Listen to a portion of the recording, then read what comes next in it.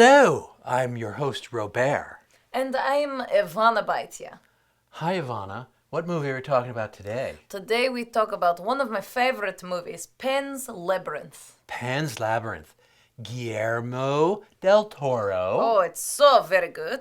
2006. It takes place post the Spanish Civil War. In 1944. Right? And Francisco Franco. And it's in Spanish. Yes, but you can always watch in subtitles. Yeah, I don't think there is a dubbed version around there. They refuse. Yeah, and because Guillermo is, I think he's Mexican. Okay. But he insists that it be done in the native language.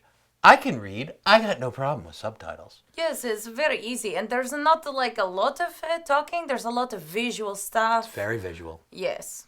But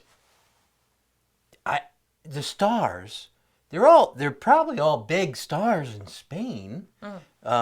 Most of them don't probably speak English, so you wouldn't know them unless you're a Spanish film fan. They have their own bodies of work in Spain. A lot of them have done TV and movies in Spain. Telenovela. Yes. Some things. The little girl who plays Ophelia, she was 11 when this was filmed. So incredible. I am very impressed. I could not have done this when I was 11. I probably, if I'd been her, I would have been scared by some of the stuff. But they're not really monsters. Well, yeah, there's some monsters. Creatures, we'll just call them creatures and things, in the movie. So it's about a girl whose her dad dies long before the movie, and her mom remarries. And the mom remarries kind of a douchebag. Yes, he is a general. Yeah. On the Spanish side, like Francisco Franco's side. And so he is bad guy. He shoots some people, beats someone in the face with a bottle. Is terrible. He's a cold-blooded bastard in this film. Yes. He's pretty much the villain. But the girl has, is it a fantasy world? Is it really a world that she can go into? It's pretty much her and some fairy creatures. Yes, so she reads lots of fairy tales. And then people are in the real world saying, like, you read too many fantasy books, you are just in your head, silly girl. But then she actually meets Pan, who is a faun. And that's who the movie's named after, because later in the movie he has a labyrinth, and it's Pan's Labyrinth. Yes, it's like a maze, and he basically says, this is portal to the underworld. Yes. And if you do all these things I tell you to do, then you, princess of the underworld, get to go back to your kingdom. There's 3 tasks that she has to do, and he sets these tasks before her, and either she does or she doesn't do them. There's one, they're actually pretty scary tasks. Well, the first one, you think, oh, that is not so scary. You have to find a toad and make him eat these little stones. But it is more scary than you think, because Toad lives inside a big, scary old tree, and she gets all dirty with stinky mud, and there are lots of cockroaches. Yeah. Disgusting. And I gotta tell you, it's a big goddamn toad. Yes. It's a big goddamn toad. But little girl is very brave. And so she says, first thing, I am not afraid of you, Toad. Yes, and then she makes him eat the things, and he goes, Don't "What?" spoil everything. Oh. But we'll move on to the second task. Yes, she's going to make it for the first task. She's got to create a mystical door, and she's got to go and steal something from the Pale Man. We'll just describe him as the Pale Man, that creature. He's creepy looking. Wow. That scene, I think, was responsible for giving a lot of people nightmares. You know how long it took that actor to get into costume? No. Took him 5 hours to become Pale Man.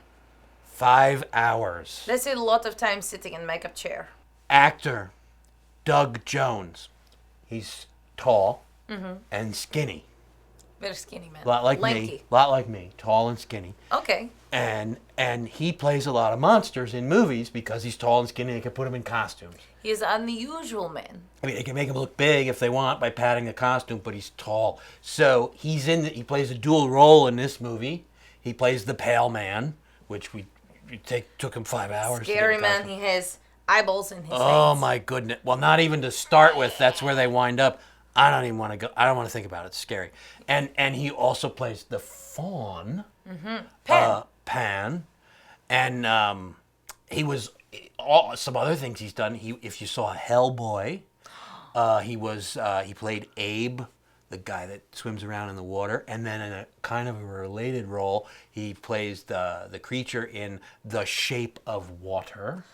Oh, this is a good movie also. They're also all of them, I think, are Guillermo del Toro movies. Yes, so Guillermo and Doug, they like each He's other. clearly found his monster muse Aw. in Doug Jones. How nice it would be to be someone's monster muse. Someone cast me as a scary zombie. I think of you as a scary zombie. Thank you so much. You're welcome. Some lines from the movie. Hi, are you a fairy? Maybe, we're not sure. Last night, a fairy visited me. Me too. Stop it. Oh. Magic does not exist. Not for you, me, or anybody else. We have to give a pumpkin rating to this. I do want to point out it's 95% freshness rating on Rotten Tomatoes. So let's grab the pumpkins. Boom. 5 pumpkins. I love it so much. Guillermo del Toro is a great, great director and a great writer, and this is a really cool, different kind of movie.